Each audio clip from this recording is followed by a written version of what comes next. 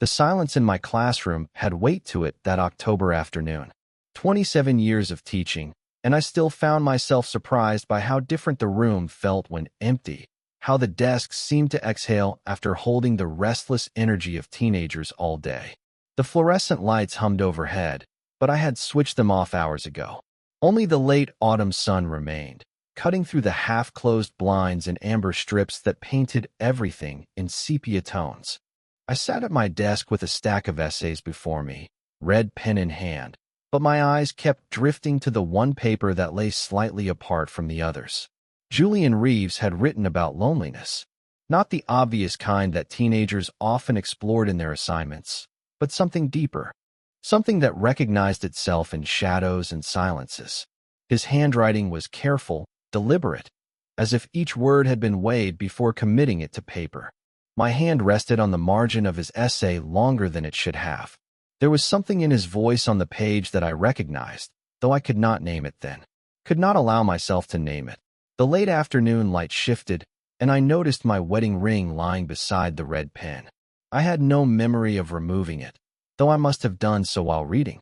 It sat there like an accusation, gold catching the slanted sunlight. 22 years of marriage, and I had never once taken that ring off carelessly. My chest tightened as I reached for it, sliding it back onto my finger with the kind of quick shame reserved for small betrayals we commit against ourselves. Footsteps in the hallway. Soft, hesitant. I knew those footsteps. Julian appeared in the doorway, backpack slung over one shoulder, looking younger than his 18 years despite his height. He knocked gently on the doorframe, though the door stood open. His dark hair fell across his forehead in a way that made him brush it back with nervous fingers. "I was wondering about the passage we discussed today," he said. His voice carried that particular quality I had come to recognize over the months since school began. It was the voice of someone asking for more than the surface of things, someone who sensed there were deeper currents beneath every conversation. "Which passage?" I asked, though I knew. We had been reading poetry that week.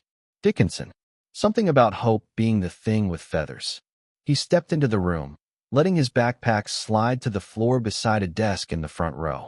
The one he usually occupied during class, where he sat with the kind of attention that made me choose my words more carefully than I did with other students.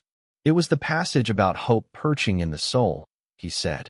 "I keep thinking about what it means to have something inside you that you cannot name." The question hung between us in the dusty air. I found myself studying his face, the way his dark eyes held steady on mine, waiting. There was something expectant in his expression, something that made the classroom feel smaller than it had moments before. I stood from my desk, intending to maintain the proper distance between teacher and student, the safe geography of authority. But as I spoke about Dickinson, about the way hope could feel both essential and impossible to grasp, Julian moved closer. Not dramatically, just a step, then another, as if drawn by the conversation itself. When I paused to gather my thoughts, he was near enough that I could see the faint scar above his left eyebrow, near enough that his presence seemed to alter the very air around us. He leaned forward, not quite accidental, not quite deliberate, and for a moment the distance between us collapsed into something electric and terrifying. My chest constricted. The room tilted slightly, as if the foundation of everything familiar had shifted beneath my feet. I stepped backward, nearly colliding with my desk chair, and heard myself saying something about office hours, about proper scheduling, about how he should probably head home before it got too late. The words tumbled out wrong, too fast, carrying the unmistakable weight of dismissal. Julian's expression changed. The openness in his face shuddered, replaced by the kind of careful blankness teenagers use to protect themselves from adult rejection. He picked up his backpack and nodded, said he understood, said he would see me tomorrow in class. The door closed behind him with a soft click that seemed to echo in the sudden emptiness. I stood there in the aftermath, surrounded by the familiar objects of my professional life, but feeling as though everything had been rearranged while I was not looking. The silence that followed was different from the one that had welcomed me at the beginning of the afternoon. This silence had teeth. It knew things about me that I had spent decades trying not to know about myself. I looked down at my hand, at the wedding ring that seemed to catch every remaining beam of light in the room. For 27 years, I had managed my life with careful precision. I had built something stable and respectable, something that required only that I never examine it too closely. But in the space of a simple after-class conversation, something had shifted. Some door had been opened that I was not sure I could close again. The last of the daylight faded from the windows, leaving me alone with the weight of what had almost happened and the more frightening weight of what I had wanted to happen. I drove home that evening in the kind of silence that follows revelations. The familiar route through suburban streets felt foreign somehow, as if I were seeing it through different eyes. The houses with their neat lawns and carefully tended gardens, the sidewalks where children rode bicycles in careful circles, the whole ordered world I had inhabited for decades suddenly seemed like a stage set, beautiful, but somehow unreal. Our house sat at the end of Maple Street, a colonial with blue shutters that Elaine had chosen when we moved here 16 years ago. She had been pregnant with Clara then, her hands resting on her rounded belly as she walked through the empty rooms, planning our life with the kind of certainty I envied. "This will be the nursery," she had said, standing in what would become our daughter's room. "This is where we will raise our family."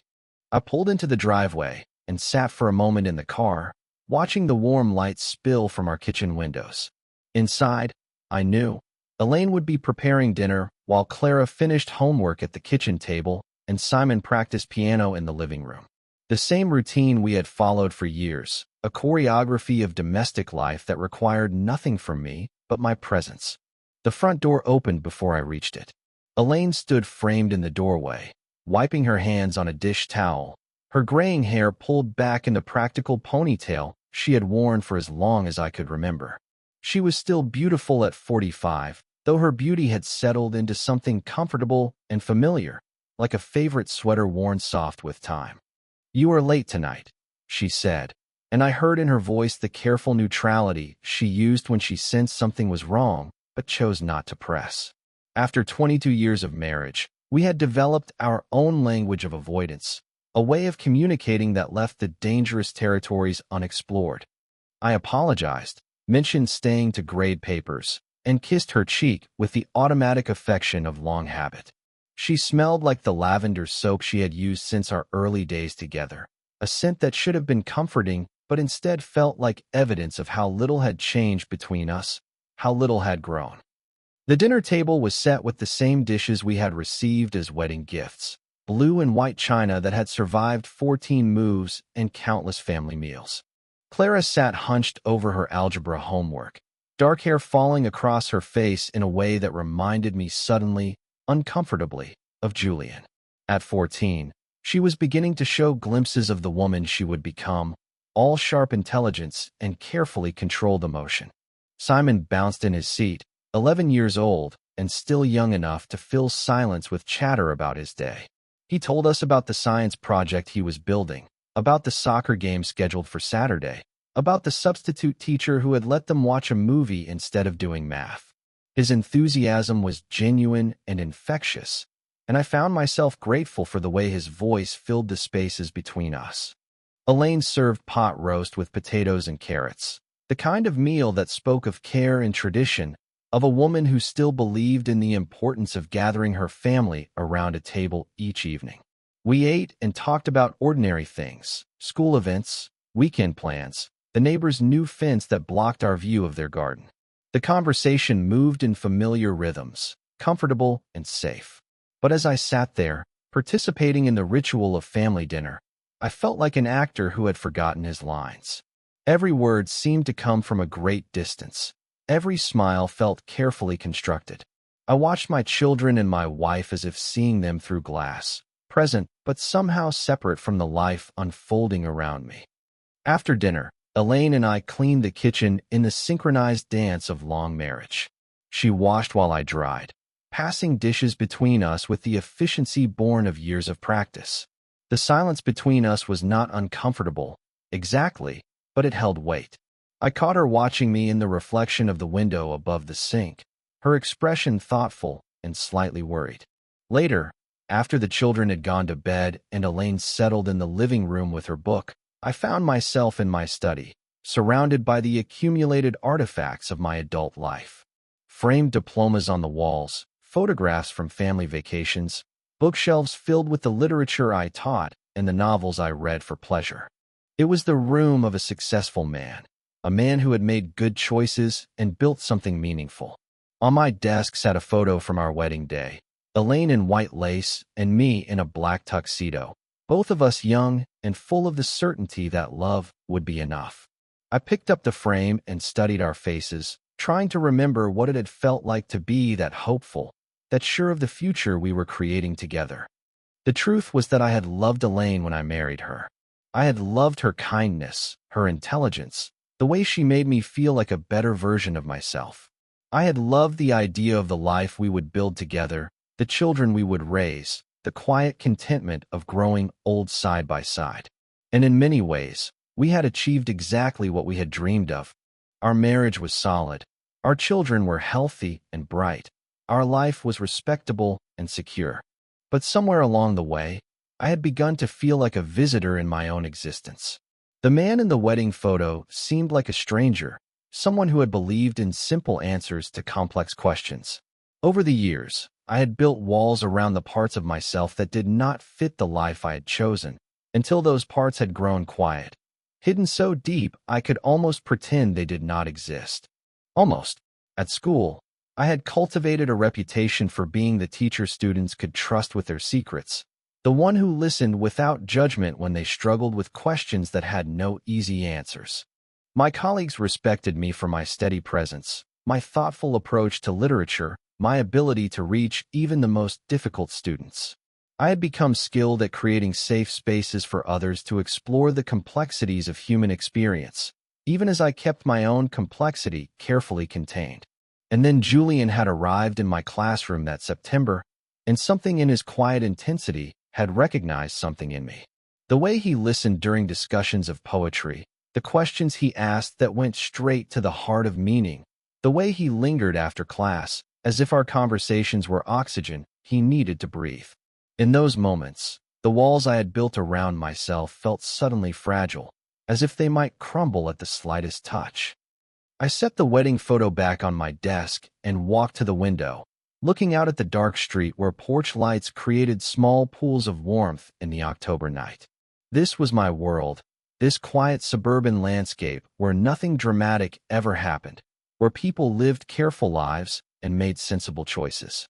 I had spent 22 years constructing a place for myself within it, and now I felt the foundation shifting beneath my feet. Upstairs, I could hear Elaine moving around our bedroom, preparing for sleep with the same methodical care she brought to everything. In a few minutes, she would call my name softly, asking if I was coming to bed soon. I would climb the stairs and slip under covers that smelled like fabric softener and familiarity, and lie beside the woman I had promised to love and honor until death parted us. But first, I stood at the window and allowed myself to think about Julian, about the way his presence in my classroom had awakened something I thought I had successfully buried, about the dangerous recognition I had seen in his eyes that afternoon, and the even more dangerous recognition I had felt in response. The life I had built was good and solid and real, but for the first time in years, I wondered if it was enough. The next few days passed in a careful choreography of avoidance. Julian attended my classes as always, but he no longer lingered afterward, no longer caught my eye during discussions of poetry and meaning.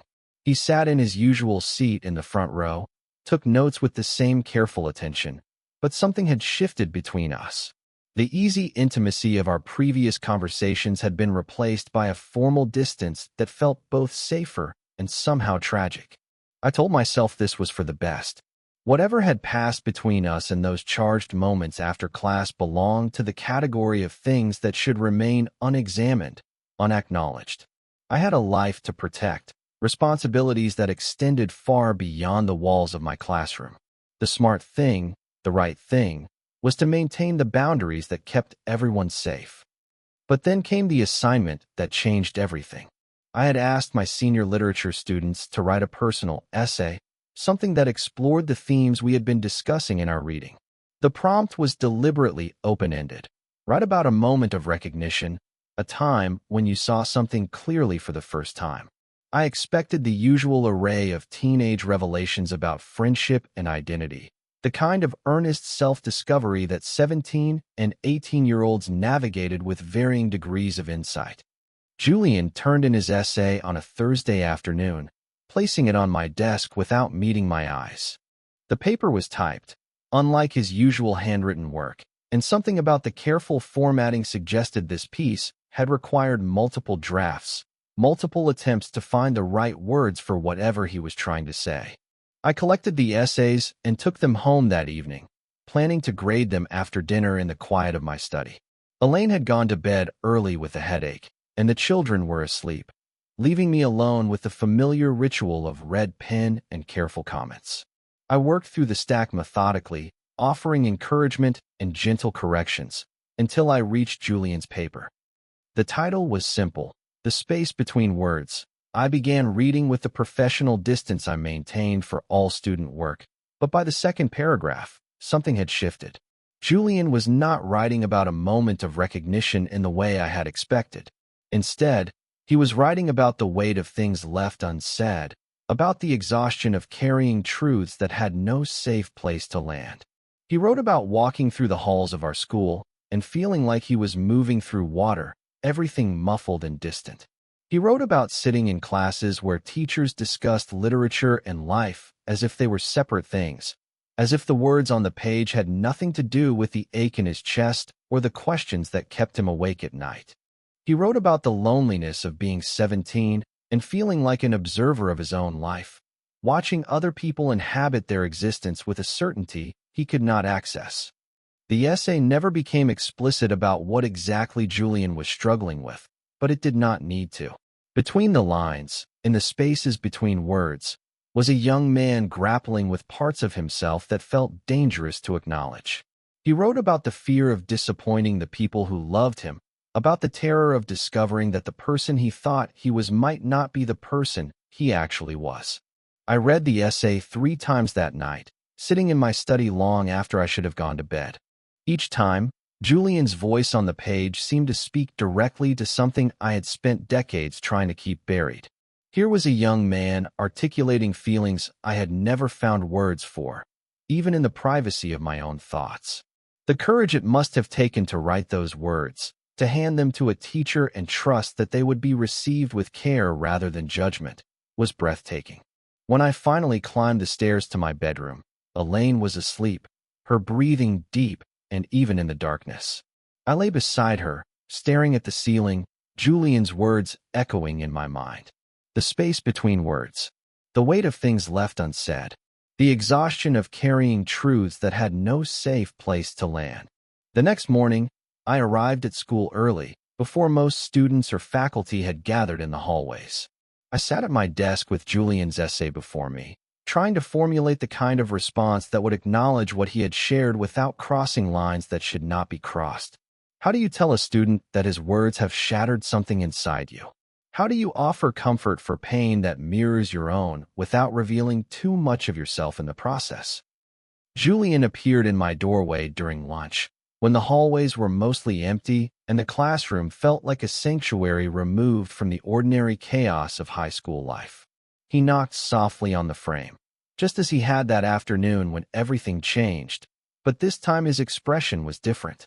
There was vulnerability in his face, but also a kind of quiet determination, as if he had decided to stop hiding from whatever was between us.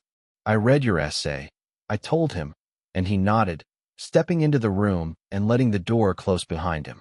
We stood there for a moment in silence, the weight of his words hanging in the air between us like a bridge neither of us was sure we should cross. He did not ask me what I thought about what he had written. Instead, he asked about me. "What made you want to teach?" he said, settling into the chair beside my desk as if we had agreed to have a conversation I had not consented to but found myself unable to resist. I answered carefully at first, giving him the practiced response I offered to curious students and new colleagues. Literature mattered, I said. Books had the power to help us understand ourselves and each other. Teaching allowed me to share that understanding with young people who were still discovering who they were meant to become. But Julian was not satisfied with surface answers. "What were you like when you were my age?" he asked. "Did you always know who you were supposed to be?" The question landed with unexpected force. I found myself telling him things I rarely shared with anyone. About the uncertainty I had felt at 17, about the way I had stumbled through college and early adulthood feeling like I was wearing a costume that did not quite fit. I told him about the relief I had felt when I discovered teaching, when I found a profession that allowed me to help other people navigate the complexities I was still trying to understand myself. As I spoke, Julian listened with the kind of attention that made me choose my words more carefully, but also more honestly. There was something in his presence that invited truth, that made the careful lies I told myself feel suddenly fragile and unnecessary. When I finished talking, we sat in comfortable silence for a moment. Then Julian looked directly at me, his dark eyes serious and knowing, and said the words that would haunt me for weeks to come. "You do not have to always hold everything in," he said quietly. "Sometimes the things we are afraid to say are the things that need to be said most." The simplicity of it, the gentle way he offered permission I had not known I needed, broke something open inside me. I sat there staring at this 18-year-old boy who had somehow seen through the careful construction of my adult life to recognize the parts of me I had worked so hard to keep hidden. After he left, I remained in my classroom for a long time, feeling as though something fundamental had shifted in the architecture of my existence. Julian had not made any explicit declaration, had not suggested anything inappropriate or unprofessional. But in the space between his words, in the gentle way he had offered me the same kind of recognition I tried to offer my students, was an invitation I was terrified to accept. For the first time in decades, someone had looked at me and seen not just the teacher, the husband, the father, but the man underneath all those roles. The man who had spent years holding everything in, who had built a life around the careful management of dangerous truths. The door had been opened, not dramatically, not with force or demand, but with the kind of gentle pressure that made it impossible to ignore. And I knew, sitting there in the quiet of my empty classroom, that I could never close it again. The changes began subtly, like the first signs of spring that appear long before winter officially ends. Small shifts in routine that I told myself were coincidental, meaningless adjustments to a schedule that had remained unchanged for years.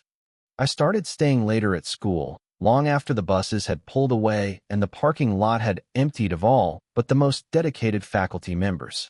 I would arrange papers on my desk with careful attention, grade assignments with unusual thoroughness, prepare lessons that required no preparation. The excuses I made to myself were reasonable, professional. I was simply being conscientious, taking advantage of the quiet hours when I could work without interruption. But the truth was simpler and more dangerous. I was waiting. Julian had taken to walking past my classroom in the late afternoons, never stopping unless I called out to him, never presuming an invitation that had not been explicitly offered.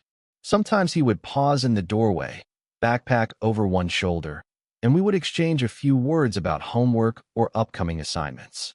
Other times he would simply nod as he passed, but I would catch the way his steps slowed, the brief glance he cast into my room to see if I was there. Those moments of recognition, small as they were, had become the pivot points around which my days revolved.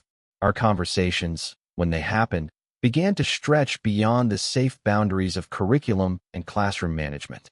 We talked about books he was reading on his own time, music he had discovered, thoughts that came to him in the quiet hours before sleep. Julian had a mind that moved in unexpected directions, finding connections between ideas that surprised me with their sophistication. One afternoon in November, as gray light filtered through the windows and the first snow of winter dusted the soccer fields, he mentioned a poem he had been thinking about. Not one we had studied in class, but something he had found in a collection his older sister had left behind when she went to college. It was about loneliness, he said, settling into the chair beside my desk, as if this was a conversation we had planned rather than stumbled into. But not the obvious kind. The kind that comes from being surrounded by people who know you, but do not really see you. I knew the poem he meant, though I did not say so immediately. Instead, I found myself sharing my own thoughts about the particular ache of being misunderstood about the way it was possible to feel most alone in the company of people who loved you. The words came easily, without the careful editing I usually applied to my speech. For the first time in years, I felt like I was speaking without a script. Julian listened with an attention that was different from what I experienced in the classroom. This was not the polite focus of a student trying to please a teacher, but something deeper and more personal. He heard not just my words, but the feelings beneath them, the vulnerability I was only half aware I was revealing. When our conversation ended and he gathered his things to leave, I realized that an hour had passed without my notice. Time had folded in on itself, the way it does when you are completely present in a moment, completely yourself. The drive home that evening felt longer than usual. As I turned onto Maple Street and saw the familiar side of my house with its blue shutters and carefully maintained lawn, I experienced a strange sense of displacement, as if I were returning to a place I had once known well, but no longer quite belonged. Elaine met me at the door, her expression carrying the particular blend of concern and resignation that had become familiar over the past few weeks. "You are late again," she said, taking my coat and hanging it in the hall closet with movements that spoke of routine practiced over decades. At dinner, I found myself struggling to focus on the conversation unfolding around me. Simon was excited about a science project. Clara was complaining about a friend who had been spreading rumors. Elaine was discussing plans for Thanksgiving with her sister. Their voices seemed to come from a great distance, as if I were hearing them through water. I caught Elaine watching me across the table, her eyes searching my face for clues to my distraction. "Are you feeling all right?" she asked during a lull in conversation. "You seem tired lately. Is everything okay at school?" The question was simple, asked with genuine concern, but it landed like an accusation. Everything was not okay at school. Everything was not okay anywhere. But how could I explain that the problem was not exhaustion or stress or any of the ordinary difficulties that might affect a middle-aged high school teacher? How could I tell my wife of 22 years that I was discovering parts of myself I had spent decades trying to forget? "I am fine," I said, the lie sliding out with practiced ease. "Just the usual end-of-semester pressures. Too many papers to grade, too many conferences with parents." Elaine accepted this explanation because she wanted to believe it, because the alternative was to confront questions neither of us was prepared to answer. But I saw something flicker in her expression, a recognition that the distance between us was growing in ways that had nothing to do with the ordinary rhythms of long marriage. After dinner, while Elaine helped Clara with algebra and Simon practiced piano in the living room, I retreated to my study. But instead of grading papers or planning lessons, I found myself staring out the window at the dark street, thinking about Julian and the easy way conversation flowed between us. There was something in his presence that invited honesty, that made the careful masks I wore feel unnecessary and burdensome. When I spoke with him, I heard my own voice saying things I had not known I was thinking, expressing feelings I had not given myself permission to feel. It was terrifying and exhilarating in equal measure. The guilt came in waves, washing over me at unexpected moments. During faculty meetings, when colleagues discussed their own students with professional detachment, I would think about the way Julian's laugh made something light up inside my chest and feel like a fraud. At family gatherings, when relatives asked about work and I gave the standard responses about the rewards of teaching, I would remember the sound of Julian's voice saying my name and feel like I was betraying everyone who trusted me. But underneath the guilt was something else, something I had not felt in so long I had almost forgotten it existed. Aliveness. The sense that I was moving through my days as myself rather than as someone playing the role of myself. In those stolen moments of conversation with Julian, I became a person I barely remembered being, someone curious and spontaneous and unafraid of his own thoughts. I began to notice small changes in how I moved through the world. Colors seemed brighter, music more complex, poetry more urgent. The literature I taught, which had become routine after years of repetition, suddenly felt fresh and immediate. When I read Dickinson now, or Whitman, or any of the writers who had shaped my understanding of what it meant to be human, Their words seemed to speak directly to something that had awakened inside me. At night, lying beside Elaine in our marriage bed, I would stare at the ceiling and think about the conversation Julian and I had shared that afternoon. I would replay his words, remember the way he had looked at me when I shared something personal, recall the moment when our eyes had met and I had seen my own recognition reflected back at me. These were dangerous thoughts, I knew. I was 43 years old, a married man with children and responsibilities. Julian was 18, my student, someone I was supposed to protect rather than endanger with my own confused longings. The difference in our positions, our ages, our circumstances created a chasm that should have been impossible to cross. But in the dark hours before dawn, when sleep eluded me and the house was quiet around me, I allowed myself to imagine what it might have been like if I had met someone like Julian when I was young. If I had encountered that kind of recognition and understanding before I had built a life around keeping parts of myself hidden. If I had been brave enough, decades ago, to choose authenticity over safety. The weight of those decades pressed down on me like a physical thing. 22 years of marriage. 16 years in this house. 2 children who looked at me and saw stability, security, the father they could count on to be exactly who he had always been. A career built on the trust of students and parents and colleagues who believed they knew the kind of man I was. All of it real, all of it valuable, all of it increasingly impossible to inhabit with the wholeness I had discovered in Julian's presence. The transformation was not dramatic.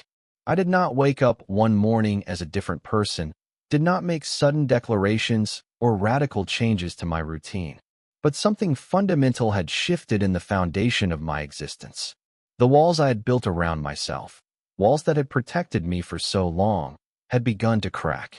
And through those cracks, light was seeping in, illuminating parts of myself I had thought were safely buried. I was still the same man who taught literature and graded papers and attended faculty meetings. I was still the same husband who kissed Elaine goodbye each morning and asked about her day over dinner. I was still the same father who helped with homework and attended soccer games and worried about my children's futures. But I was also becoming someone else. Someone who could speak without carefully editing every word. Someone who could listen to a young man's questions about loneliness and identity without feeling the need to deflect or redirect. Someone who was no longer afraid of the dangerous territories that poetry and literature had always invited us to explore. The man I was becoming terrified me, but he also felt more real than anyone I had been in years. December arrived with an early snowfall that transformed the campus into something from a Christmas card. The bare trees were outlined in white, and the windows of my classroom caught the pale afternoon light in ways that made everything seem softer, more forgiving. It was the kind of day that made you believe in possibility, in the idea that change could be beautiful rather than devastating. I had stayed late again, grading final projects while the building emptied around me. The heating system clicked and hummed its familiar rhythm, and somewhere down the hall a custodian moved between rooms with the steady pace of someone who understood that real work happened after everyone else had gone home. I told myself I was simply being thorough, making sure each student received the attention their work deserved, but the truth was simpler. I was hoping Julian would find me here, in this quiet space where we had learned to speak without the careful boundaries that governed our interactions during school hours. He appeared in my doorway as the last light was fading from the windows, his dark coat dusted with snow and his cheeks flushed from the cold. There was something different in his expression today, a kind of determined vulnerability that made my chest tighten with recognition and fear. I was wondering, he said, settling into the chair beside my desk without waiting for an invitation, if you ever think about the choices you did not make. The question hung in the air between us, more loaded than anything we had discussed before. I set down my pen and looked at him, really looked at him, taking in the serious set of his mouth and the way his hands rested carefully on his knees, as if he were trying to hold himself still against some internal trembling. "What do you mean?" I asked, though I suspected I already knew. Julian was quiet for a long moment, his gaze moving around the familiar space of my classroom before settling on my face. "When you were my age," he said finally, Did you ever feel like you were living someone else's life? Like you were following a script that had been written for you before you were old enough to know you had other options? The accuracy of his words struck me like a physical blow.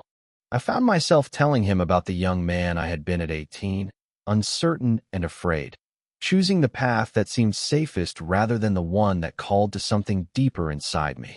I told him about the relief I had felt when I discovered that marriage and teaching and fatherhood could provide a framework for a meaningful life, even if they did not answer all the questions I carried.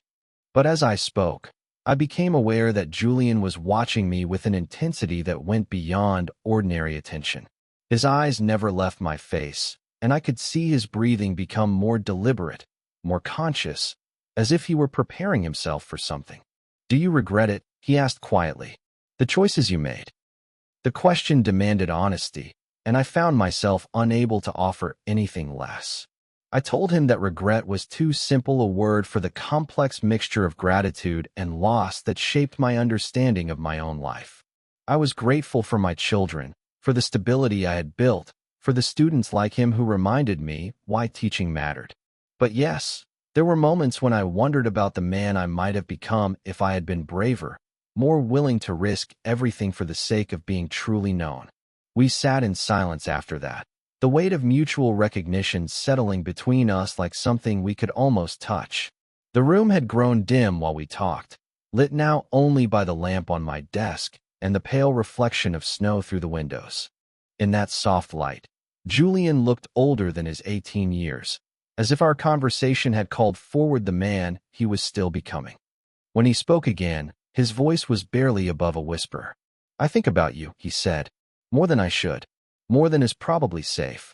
My heart began to race, but I could not bring myself to stop him, to return us to the careful neutrality that had protected us both for so long. "I think about what it would be like," he continued, "to know someone completely, to be known completely, to not have to hide parts of yourself because they might be too much, or too dangerous, or too true." As he spoke, he had been leaning closer, and I realized that the space between us had shrunk to almost nothing. I could see the flecks of gold in his dark eyes, could smell the faint scent of snow and cold air that clung to his coat. My pulse was loud in my ears, drowning out everything except the sound of his breathing and the dangerous pull of his proximity. I should have stepped back then, should have reminded him that I was his teacher, that he was my student, that the difference in our ages and positions made this conversation impossible. Should have restored the boundaries that kept everyone safe from the consequences of acknowledgement. Instead, I found myself trapped in his gaze, unable to move or speak or think beyond the recognition that something was about to happen that would change everything. Julian's eyes moved to my mouth, then back to my eyes, a question asked without words. And then, as if the moment had been waiting for years to arrive, he leaned forward and kissed me. It was not a kiss of passion or desperation, though both of those things lived underneath it. It was a kiss of recognition, of two people finally acknowledging something they had been dancing around for months. His lips were soft and warm, and for a moment that lasted both forever and no time at all, I allowed myself to kiss him back, to feel the electric shock of contact I had been denying myself for so long. Then reality crashed back in like a wave of ice water. I pulled away so suddenly that my chair nearly toppled backward, my hands flying up between us as if I could physically push away what had just happened. "Julian, I cannot. This cannot happen. I have a family. I have responsibilities. This is wrong on every level I can think of." The words tumbled out in a rush, each one feeling like a betrayal even as I spoke it. Julian's face went very still, the openness in his expression shuddering into something careful and protected. He stood up slowly, gathering his backpack with movements that seemed deliberately controlled. "I understand," he said, though his voice carried a weight that suggested understanding and accepting were very different things. "I am sorry. I should not have. I misread the situation." He moved toward the door, and I wanted to call him back, to explain that he had not misread anything, that the problem was not his perception but the impossibility of our circumstances. But the words caught in my throat, trapped by years of careful self-control that would not abandon me even now. The door closed behind him with a soft click that seemed to echo in the sudden emptiness. I sat alone in my classroom for a long time after that, my hands shaking and my heart still racing from the shock of contact. The taste of his kiss lingered on my lips like evidence of a crime I had committed against everything I thought I knew about myself. Eventually, I gathered my things and drove home through the falling snow, the familiar route feeling foreign and surreal. At dinner, I moved through the motions of family life like a sleepwalker, responding to questions and participating in conversation while my mind remained fixed on those few seconds when Julian's mouth had touched mine. That night, after Elaine had fallen asleep beside me, I slipped out of bed and made my way to the bathroom. In the mirror above the sink, my reflection looked like a stranger.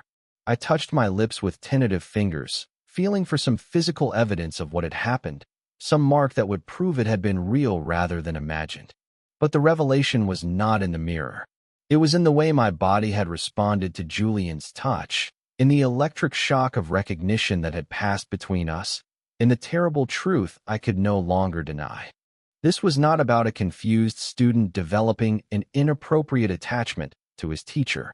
This was not about the flattery of being admired by someone young and searching. This was about the part of myself I had buried so deep I had almost convinced myself it no longer existed. I had desired Julian from the moment he first lingered in my classroom.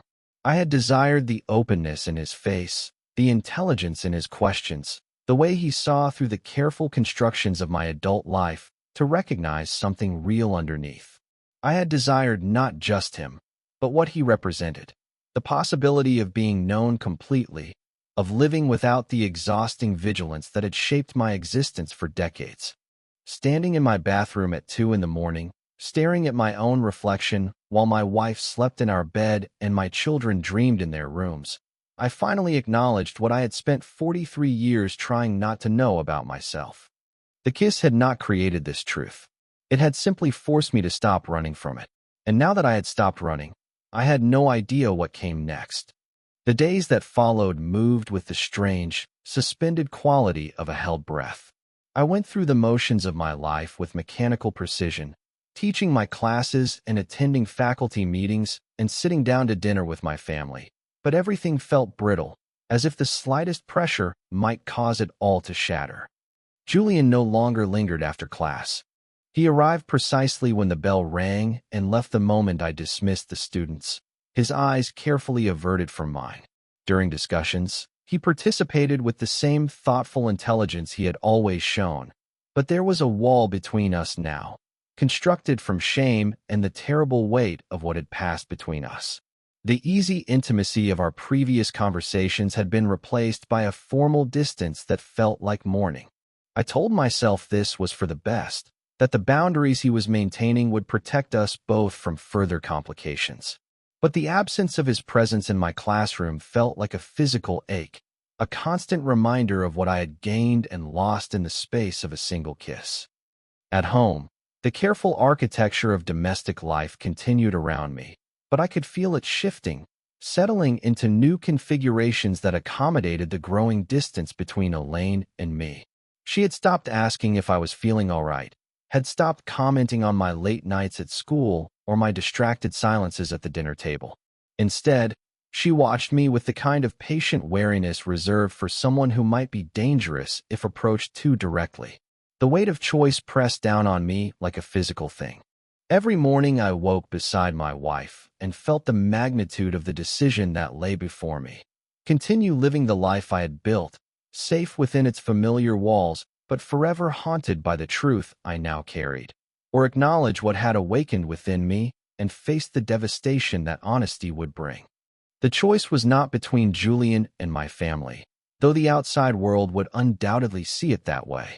Julian was 18, about to graduate and move forward into his own life. Whatever had passed between us belonged to a moment that could never be repeated or sustained. The choice was deeper than that, more fundamental. It was between the man I had been for 43 years and the man I was discovering I had always been underneath. The conversation with Elaine came on a Tuesday evening in mid-December, after the children had gone to bed and the house had settled into its familiar quiet. I was sitting in my study, staring at papers I had no intention of grading, when she appeared in the doorway wearing the blue robe I had given her for Christmas years ago. "Can we talk?" she said, and there was something in her voice that told me this was not a request but a necessity, a conversation that had been building for weeks and could no longer be avoided. She settled into the chair across from my desk, the same chair where Julian had sat so many times, and for a moment I felt disoriented by the collision of my two worlds. Elaine folded her hands in her lap and looked at me with eyes that held both love and a kind of resigned determination. "I need to ask you something," she said, "and I need you to be honest with me. Do you still love me?" The question was simple, direct, impossible to deflect or redirect. I opened my mouth to give her the answer that would preserve the peace between us, the reassurance that would allow us to continue moving through our days without confronting the growing chasm that separated us. But the words would not come.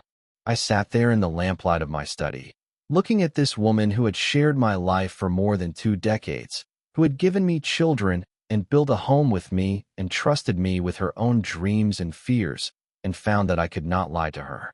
Not about this. Not anymore. The silence stretched between us, growing heavier with each passing second. I watched something change in Elaine's expression, saw the hope she had been carefully maintaining begin to crumble as my inability to answer became an answer in itself. "I see," she said finally, her voice steady but smaller than it had been before. "That tells me what I needed to know." She stood to leave, then paused in the doorway, her back to me. "For 22 years, I thought I knew who you were," she said.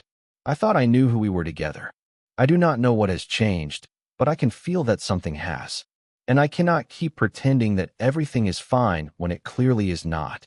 After she left, I sat alone in my study feeling as though I had just watched something precious and irreplaceable break beyond repair.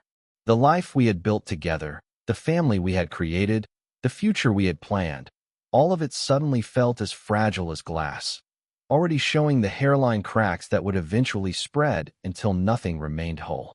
At school, the avoidance had become a form of torture.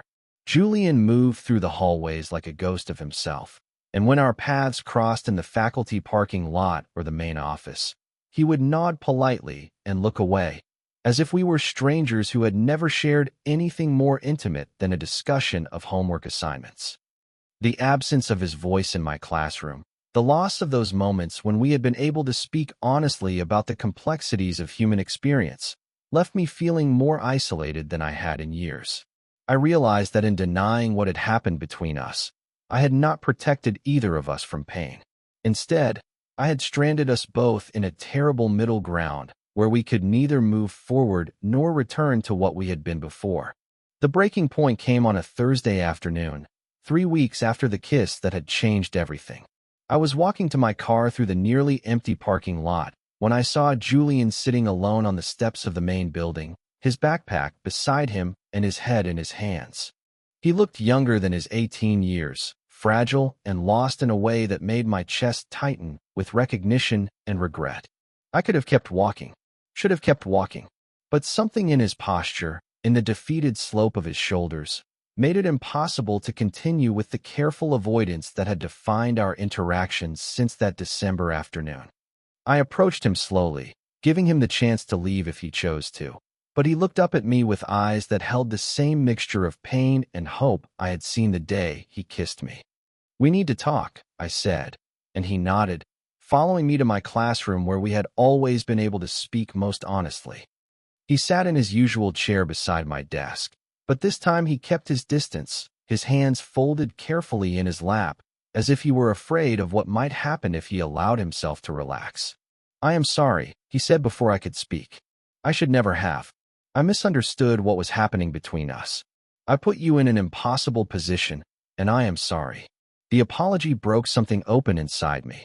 Here was this young man, taking responsibility for feelings that belonged to both of us, trying to protect me from the consequences of my own desires.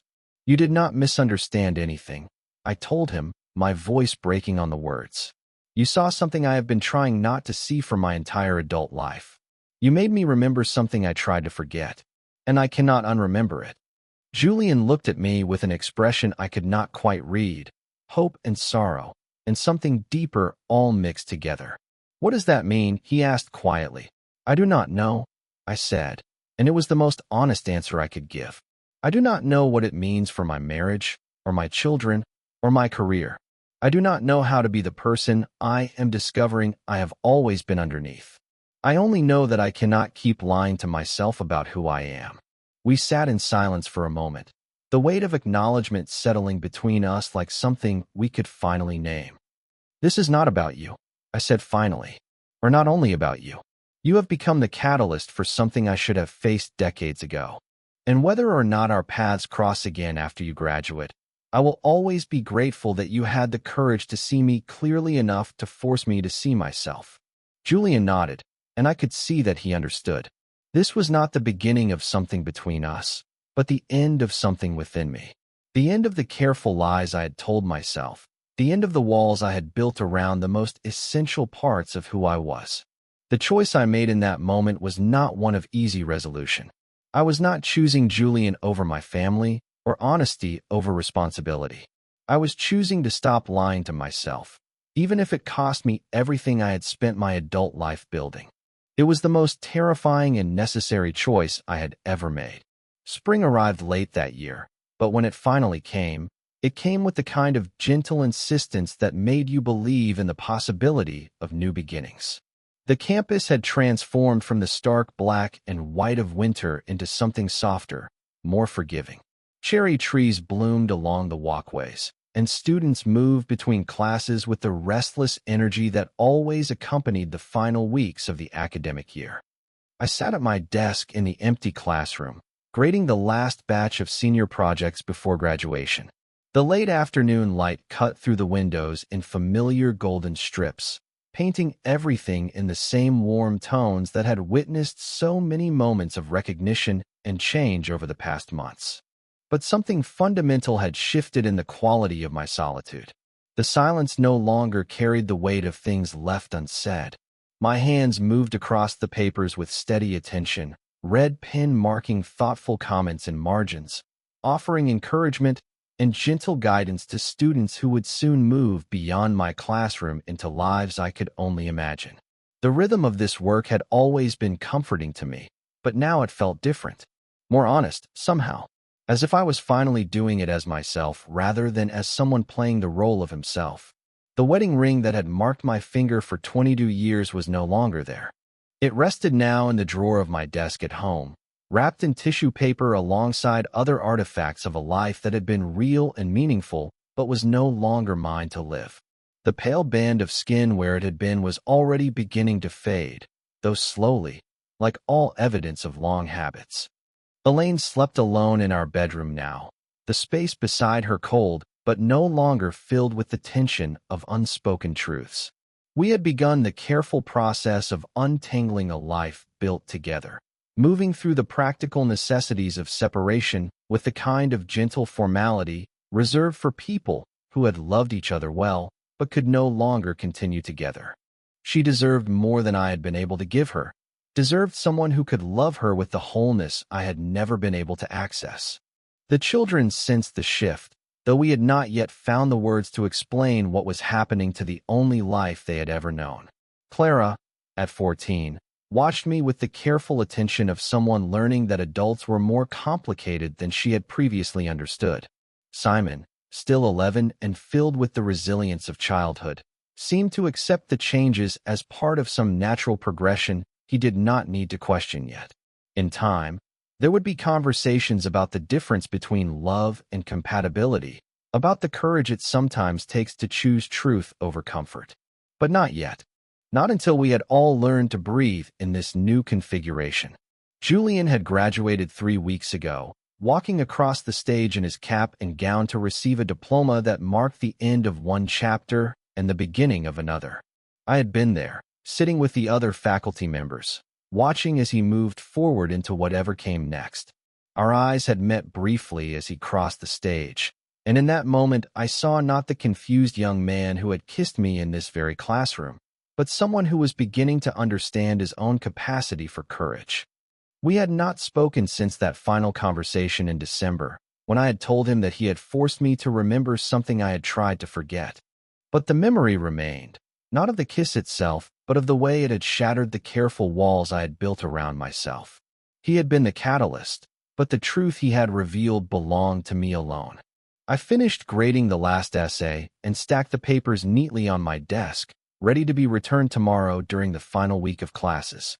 Then I stood and walked to the window, looking out at the campus where students moved between buildings with the easy confidence of people who believed the future would unfold according to their plans. The late afternoon sun fell across my face, warm and forgiving, and I realized that for the first time in decades, I was not hiding from its light.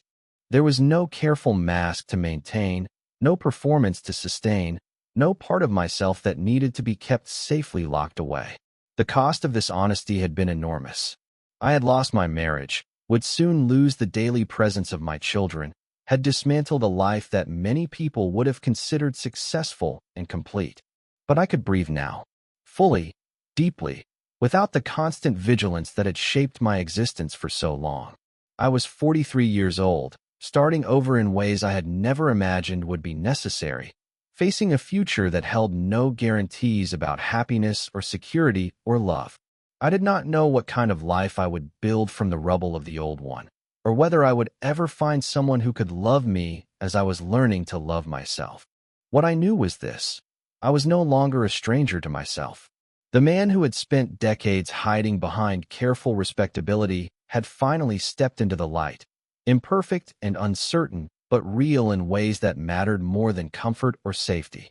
The silence in my classroom was different now. It was not the silence of things withheld, but of things finally, completely acknowledged. As I gathered my things and prepared to leave for the day, I felt something I had not experienced in years, the sense that I was moving towards something rather than away from it. Tomorrow there would be more papers to grade, more students to guide through the complexities of literature and life, more ordinary moments that made up the texture of days. But tonight, as I walked to my car through the late spring air, I carried with me the knowledge that I was finally, fully myself. It was enough. It was more than enough. It was everything.